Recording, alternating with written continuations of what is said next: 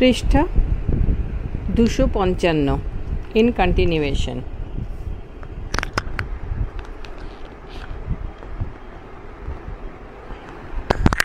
সংক্ষিপ্ত উত্তরভিত্তিক প্রশ্নাবলী type 2 marks 3। প্রশ্ন 1, করণীয় কর্তব্যের নির্ধারণ কিভাবে সম্ভব? উত্তর, করণীয় কর্তব্যের নির্ধারণ কর্মকর্তব্যবাদের ক্ষেত্রে শেষ যে প্রশ্নটি উঠে আসে তা হলো কোনো এক বিশেষ পরিস্থিতিতে আমাদের কোনটা করা উচিত আর কোনটা করা উচিত নয় তা নির্ধারণ করা কিভাবে সম্ভব। এ প্রসঙ্গে কর্তব্যবাদীরা সংজ্ঞাবাদীদের অভিমতের কথা উল্লেখ করেছেন, আবার অস্তিত্ববাদীদের মতামতেরও উল্লেখ করেছেন। সংজ্ঞাবাদীরা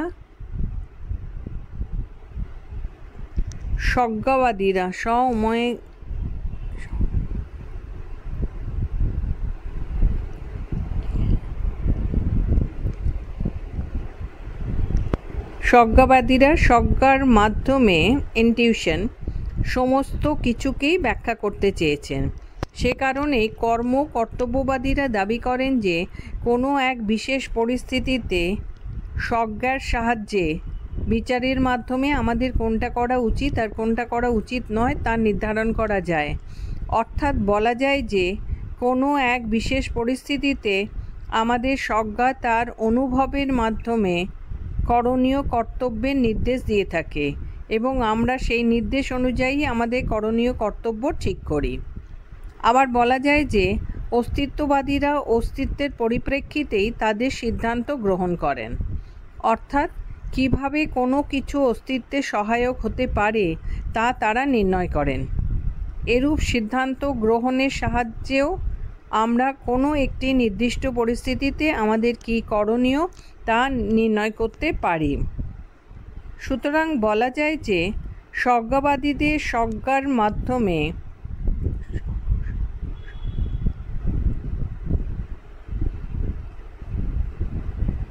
অথবা অস্তিত্ববাদীদের সিদ্ধান্ত গ্রহণের মাধ্যমে আমরা ঠিক করতে পারি যে আমাদের কোন কাজটি বিশেষ একটি পরিস্থিতিতে করণীয়।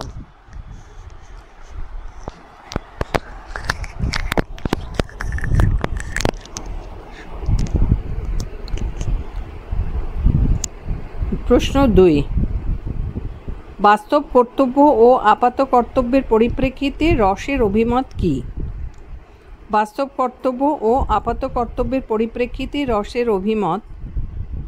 নীতিবিজ্ঞানী রস দু প্রকার কর্তব্যের উল্লেখ করেছেন, যথা 1, বাস্তব কর্তব্য অ্যাকচুয়াল ডিউটি এবং 2, আপাত কর্তব্য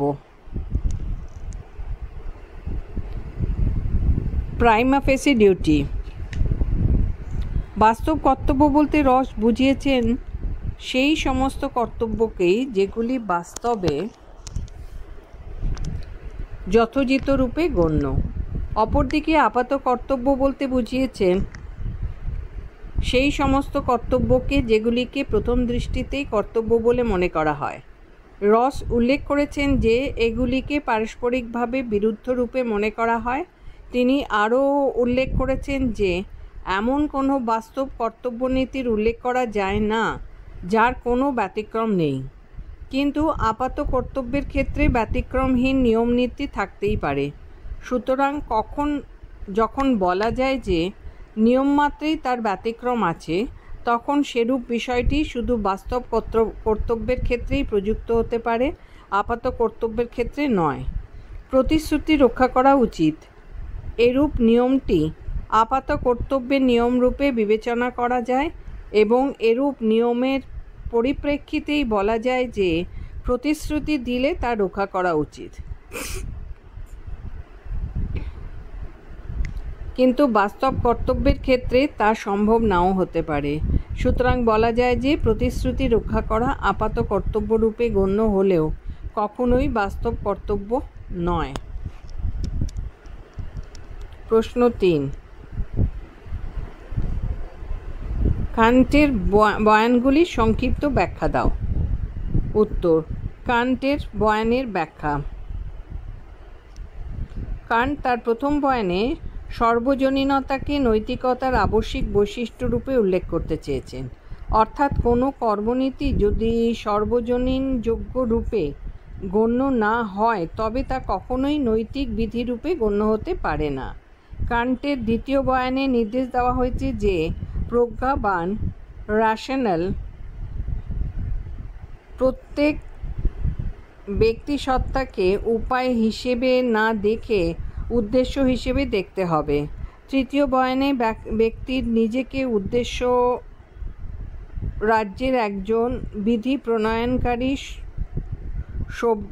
সত্তা হিসেবে বিচার করার কথা বলা হয়েছে। অর্থাৎ কান্ট যা বলতে চান তা হলো কোনো বুদ্ধিমান সত্তা উপায় হিসেবে বিচার করা কখনোই নৈতিকতার নির্দেশায়ক হতে পারে না।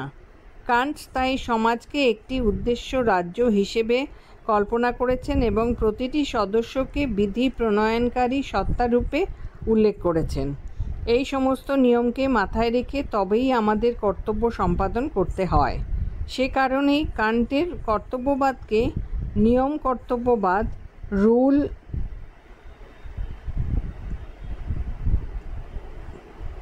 রুল ডিওন্টোলজি রূপে গণ্য করা হয়।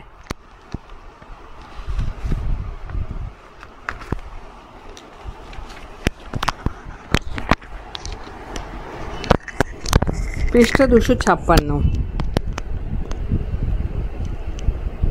প্রশ্ন 4, কান্টের মতবাদকে কি নীতি উপযোগবাদ বলা যায়? নীতি উপযোগবাদ বলা যায়। অনেকে অবশ্য কান্টের নীতি তত্ত্বকে নীতি কর্তব্যবাদ রুল ডিওন্টোলজি রূপে স্বীকার না করে নীতি উপযোগবাদ রুল ইউটিলিটেরিয়ানিজম রূপে উল্লেখ করার পক্ষপাতী।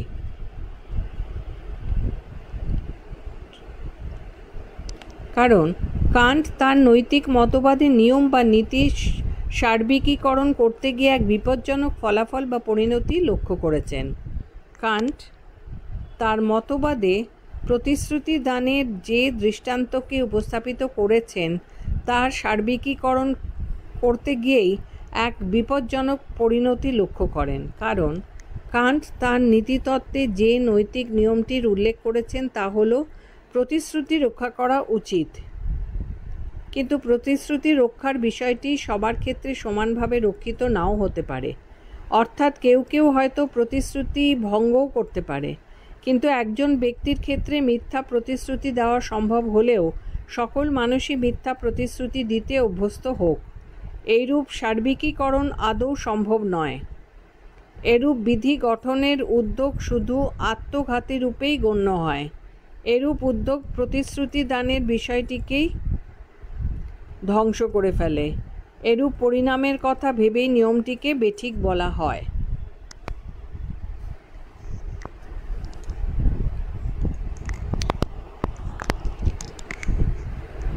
সংক্ষিপ্ত উত্তরভিত্তিক প্রশ্নাবলী টাইপ 1, মার্কস 2। 1. উদ্দেশ্যমুখী বা ফলমুখী নৈতিক মতবাদ কাকে বলে? উদ্দেশ্যমুখী বা ফলমুখী নৈতিক মতবাদ অনুসারে দাবি করা হয় যে মানুষের ঐচ্ছিক কর্মের পেছনে যে কর্ম বা কর্মনীতি উপস্থিত থাকে তার ফল বা উদ্দেশ্য যদি ভালো হয় তাহলে ওই কর্ম বা কর্মনীতিটিকে নৈতিক রূপে গণ্য করা হয়, অন্যথায় কর্ম বা কর্মনীতিটিকে অনৈতিক রূপে উল্লেখ করা হয়। অর্থাৎ বলা যায় যে কর্ম বা কর্মনীতির ফল বা উদ্দেশ্যের ভালোর ওপরই কর্ম বা কর্মনীতির ভালোত্ব নির্ভর করে। 2. কর্তব্যমুখী নৈতিক মতবাদ কী?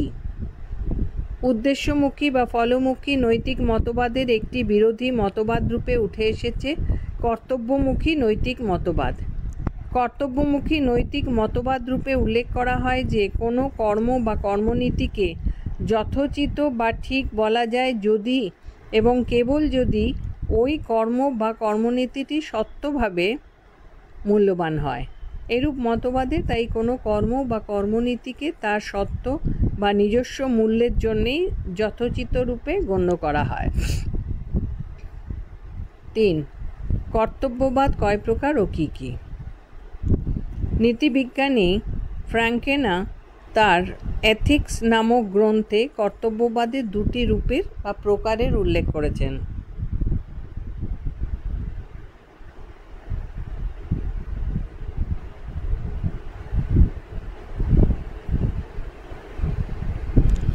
এই দুটি রূপ বা প্রকারের একটি হল কর্মকর্তব্যবাদ এবং অপরটি হল নীতি কর্তব্যবাদ। কর্মকর্তব্যবাদ কর্মের পরিস্থিতির ওপর গুরুত্ব আরোপ করে কিন্তু নীতি কর্তব্যবাদ কর্মনীতির ওপর গুরুত্ব আরোপ করে। 4. কর্মকর্তব্যবাদ কী? কর্মকর্তব্যবাদ অনুসারে দাবি করা হয় যে কোনো বিশেষ পরিস্থিতির বিচারেই আমাদের ঠিক করতে হয় যে কোনো কর্ম বা কর্মনীতি যথার্থ অথবা যথার্থ নয়। এরূপ মতবাদের ক্ষেত্রে কোনো সার্বিক কর্মনীতিকে অনুসরণ করা হয় না। এরূপ মতবাদে তাই দাবি করা হয় যে কোনো কর্মনীতি নয়, কর্মের পরিস্থিতির বিচারেই কর্মের নৈতিকতা নির্ধারণ করা হয়। ক্যারিট, প্রিচার্ড এবং বাটলার প্রমুখ হলেন কর্মকর্তব্যবাদের সমর্থক। 5. নীতি কর্তব্যবাদ কী? নীতি কর্তব্যবাদ অনুসারে দাবি করা হয় যে কোনো সার্বিক কর্মনীতির জন্যই কোনো কর্ম ভালো কি ভালো নয় তা স্থির করা হয়।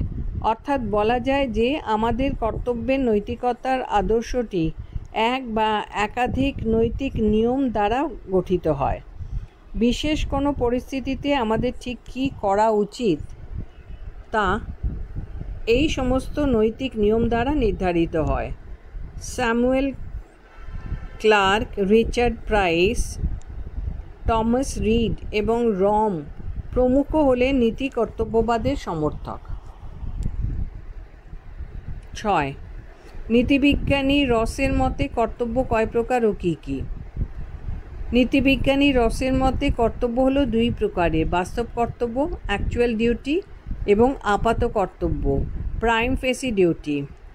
বাস্তব কর্তব্য বলতে রস বুঝিয়েছেন সেই সমস্ত কর্তব্যকে যেগুলি বাস্তবে যথোচিত রূপে গণ্য। অপরদিকে আপাত কর্তব্য বলতে তিনি বুঝিয়েছেন সেই সমস্ত কর্তব্যকেই যেগুলিকে প্রথম দৃষ্টিতে কর্তব্য বলে মনে করা হয়। বাস্তব কর্তব্যের ক্ষেত্রেই নিয়মের ব্যতিক্রম দেখা যায়, কিন্তু আপাত কর্তব্যের ক্ষেত্রে তা দেখা যায় না। 7. প্রতিশ্রুতি রক্ষা করা উচিত, এটা কোন ধরনের কর্তব্য? নীতিবিজ্ঞানী রসের মতে প্রতিশ্রুতি রক্ষা করা উচিত হলো আপাত কর্তব্যের অন্তর্ভুক্ত। এরূপ নিয়মের পরিপ্রেক্ষিতে বলা যায় যে প্রতিশ্রুতি দিলে তার রক্ষা করা উচিত। এই ধরনের কর্তব্যের ক্ষেত্রে তাই প্রতিশ্রুতি দিয়ে রক্ষা করার পরিবর্তে তাকে ভঙ্গ করা উচিত বলে মনে হয় না। এরূপ বিষয়টি তাই শুধু আপাত কর্তব্যরূপেই গ্রাহ্য, কখনোই বাস্তব কর্তব্যরূপে নয়। 8. রসের মতে কোন ধরনের কর্তব্যের মধ্যে নিয়মের ব্যতিক্রম দেখা যায়? রসের মতে বাস্তব কর্তব্যের মধ্যে নিয়মের ব্যতিক্রম দেখা যায়, আপাত কর্তব্যের ক্ষেত্রে নয়। অর্থাৎ যখন বলা হয় যে নিয়ম মাত্রেই তার ব্যতিক্রম আছে, তখন এরূপ বিষয়টি শুধু বাস্তব কর্তব্যের ক্ষেত্রেই প্রযুক্ত হতে পারে, কখনোই আপাত কর্তব্যের ক্ষেত্রে নয়। কারণ প্রতিশ্রুতি দিয়ে তাকে রক্ষা করার ক্ষেত্রে বাস্তব জগতে তার ব্যতিক্রম দেখা যেতেই পারে।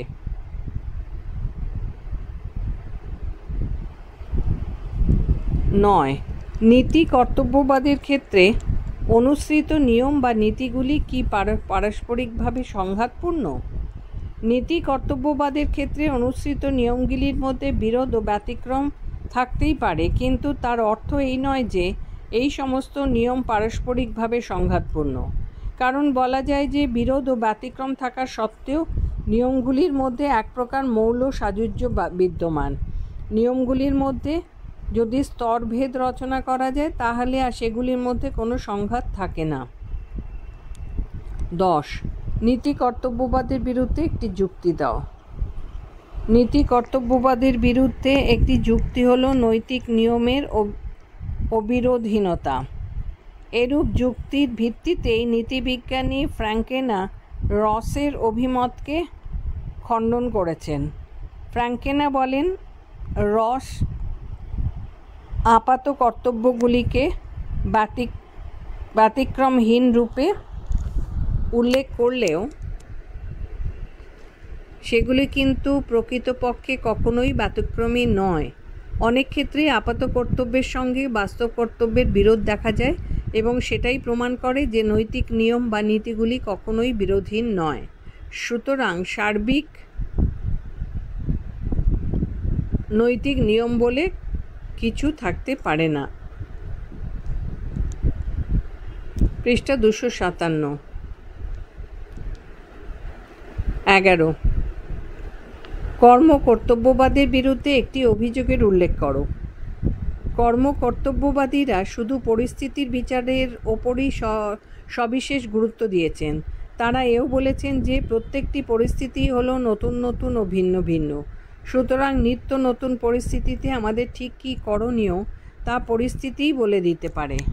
কিন্তু কর্ম কর্তব্যবাদের এরূপ যুক্তিটি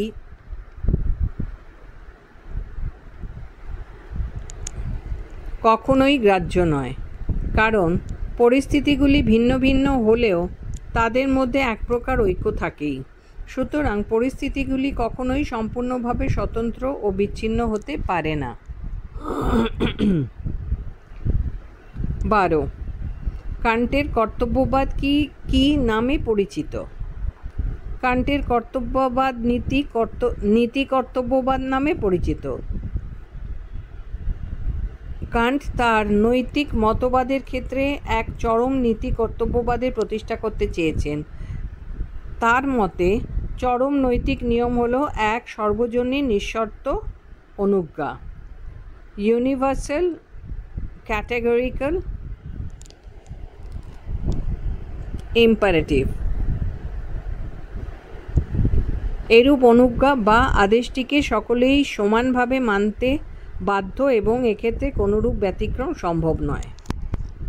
13, কান্টের নিঃশর্ত অনুজ্ঞার বয়ানগুলি কি? কান্টের নিঃশর্ত অনুজ্ঞার বয়ান হলো 3টি। এই 3টি বয়ান হলো যথাক্রমে: প্রথম বয়ান, এমন নীতি মেনে কাজ করো যে নীতিটি একই সঙ্গে একটি সর্বজনীন নীতিতে পরিণত হতে পারে। দ্বিতীয় বয়ান, এমনভাবে কাজ করো যাতে মানব সত্তা কখনোই নিছক উপায় হিসেবে নয়, সর্বদাই উদ্দেশ্য হিসেবে ব্যবহৃত হয়। তৃতীয় বয়ান, তুমি তোমার নীতির মাধ্যমে এমনভাবে কাজ করো যাতে তুমি উদ্দেশ্য রাজ্যের একজন বিধি প্রণয়নকারী সদস্যরূপে গণ্য হও।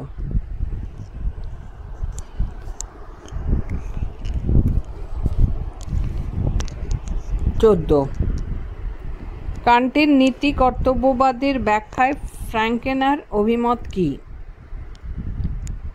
কান্টের নীতি কর্তব্যবাদের ব্যাখ্যায় ফ্র্যাঙ্কেনা উল্লেখ করেছেন যে আমরা কোনো কর্ম সম্পাদনের ক্ষেত্রে কয়েকটি বিষয়ের কথা মাথায় রাখি।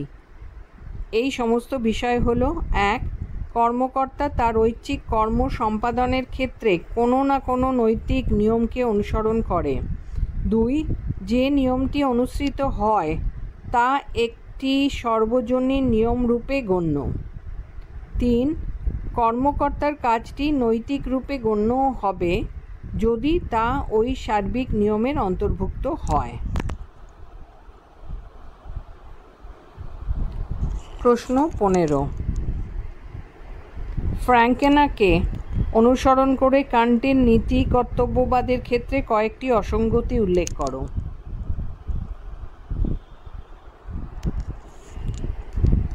ফ্র্যাঙ্কেনা তার এথিক্স গ্রন্থে কান্টের নীতি কর্তব্যবাদের ক্ষেত্রে কয়েকটি অসঙ্গতির উল্লেখ করেছেন।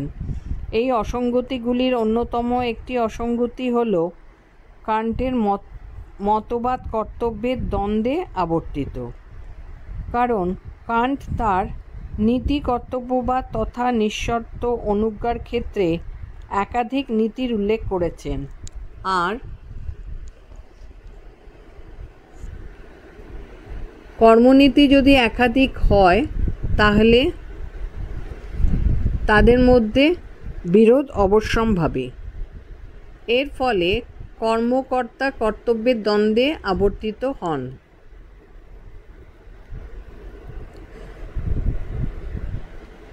16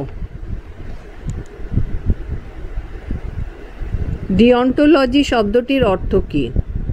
কর্তব্যবাদের ইংরেজি প্রতিশব্দ হল ডিঅন্টোলজি এবং এই শব্দটি গ্রিক ডিয়ন শব্দ থেকে উদ্ভূত হয়েছে। এই ডিয়ন শব্দের অর্থ হলো কর্তব্য আর অন্টোলজি শব্দের অর্থ হলো সুচিন্তিত আলোচনা বা মতবাদ। সুতরাং বলা যায় যে কর্তব্য সম্পর্কিত সুচিন্তিত মতবাদ বা আলোচনাকেই বলা হয় ডিঅন্টোলজি এবং এটি নীতিবিজ্ঞানের ফলমুখী নৈতিক মতবাদের একটি বিরোধী মতবাদ রূপে গণ্য।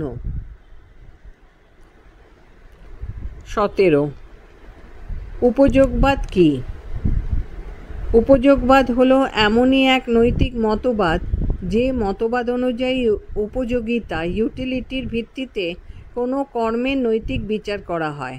অর্থাৎ বলা যায় যে কোনো কর্মের ফলাফলের বা পরিণামে যদি সর্বাধিক উপযোগিতা দেখা যায় তাহলে সেই কর্মকেই বলা হয় উচিত কর্ম বা নৈতিক কর্ম। অপরদিকে ফলাফলের উপযোগিতা যদি সর্বাধিক না হয় তাহলে সেই কর্মকে বলা হয় অনৈতিক তথা অনুচিত কাজ। উপযোগিতার নীতিকেই উপযোগবাদের মৌল ভিত্তি বলা হয়।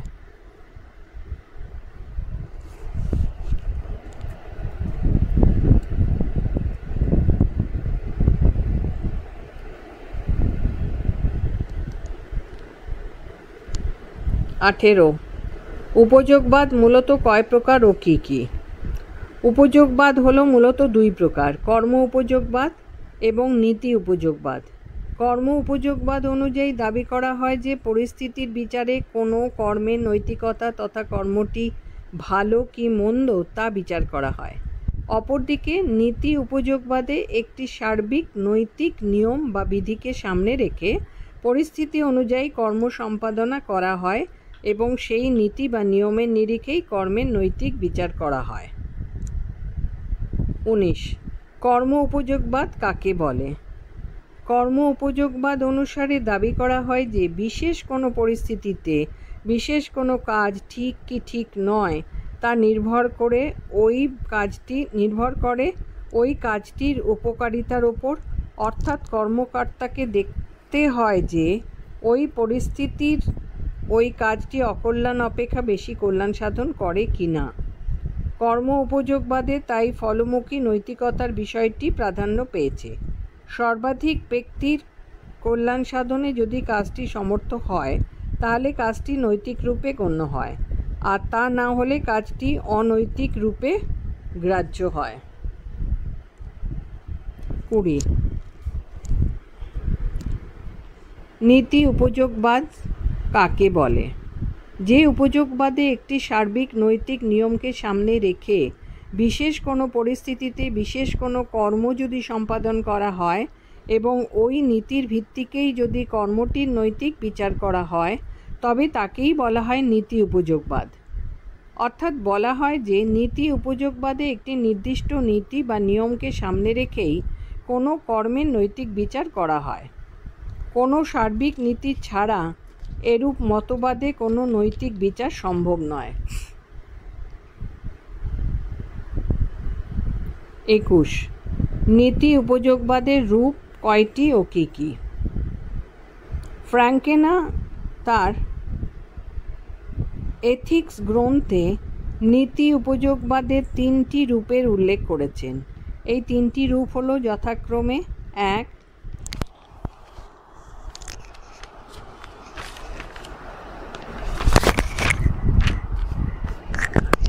আদি নীতি উপযোগবাদ, 2 বাস্তব নীতি উপযোগবাদ এবং 3 আদর্শ নীতি উপযোগবাদ। নীতি উপযোগবাদের এই 3টি রূপের কথা উল্লেখ করা হলেও এগুলি পারস্পরিকভাবে বিচ্ছিন্ন কোনো রূপ নয়। পৃষ্ঠা 258। 22 প্রশ্ন 22 আদি নীতি উপযোগবাদ কাকে বলে? আদি নীতি উপযোগবাদ হলো সাধারণ নীতি উপযোগবাদের একটি ভিন্ন রূপ। এরূপ উপযোগবাদ অনুসারে দাবি করা হয় যে সমাজে যদি একই পরিস্থিতিতে সকলে একই রকম কাজ করে, তাহলে তার পরিণাম কী হবে? এরূপ প্রশ্নের অবতারণা করে এবং এরই নৈতিক বিচার করে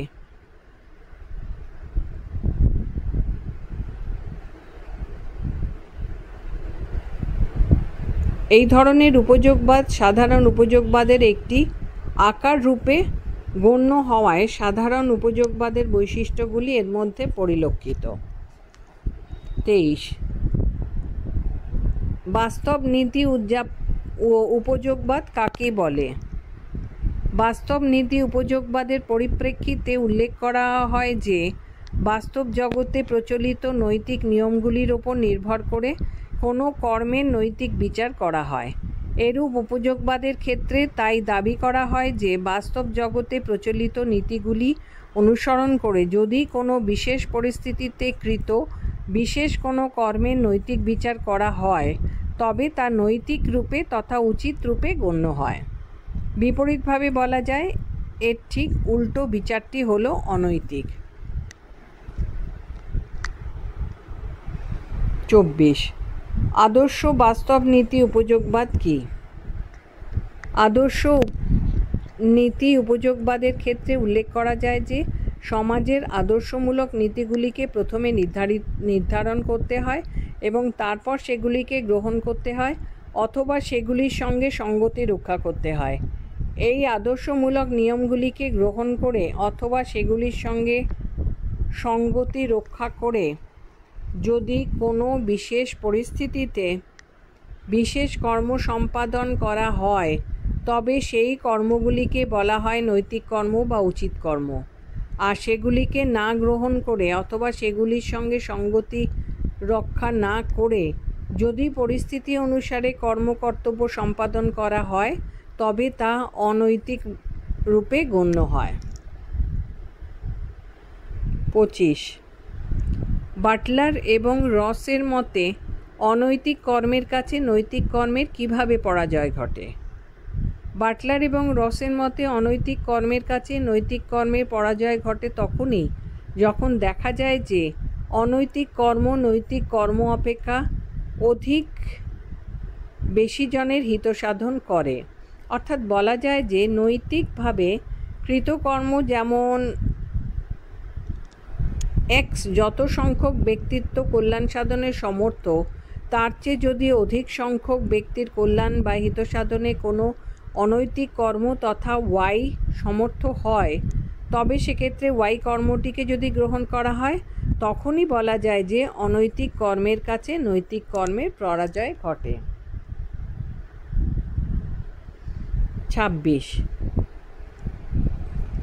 সাধারণ উপযোগবাদ কাকে বলে?